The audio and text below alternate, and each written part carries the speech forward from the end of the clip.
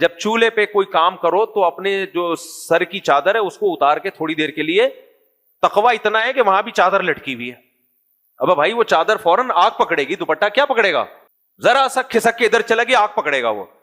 تو یا تو اس کو اچھی طرح لپیٹ لو یا تھوڑی دیر کے لیے کچن میں اتار کے باہر رکھ لو۔ میرے والد صاحب اس پہ بہت سخت تھے، گھر کی مستورات، وہ کیونکہ پاکستان نیوی میں تھے نا تو فوجی لوگوں کے پھر بھی تھوڑا ڈسپلن ہوتا ہے ان کی زندگی میں، تو بہت خلاف تھے کہ کچن پہ کوئی کام کر رہا ہو اور چادر لٹک رہی ہو، وہ بہت اس کے خلاف تھے۔ بھائی چادر آگ پکڑنے میں سیکنڈ بھی نہیں لگتے، کچھ نہیں تو آپ کے بال تو جلیں گے، تو لیکن جو تقویٰ للہیت اتنی ہے کہ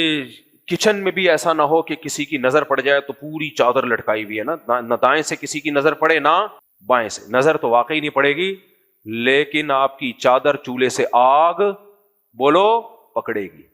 اور آپ کے اس تقوی کی وجہ سے ایسا نہیں ہوگا آپ کی اس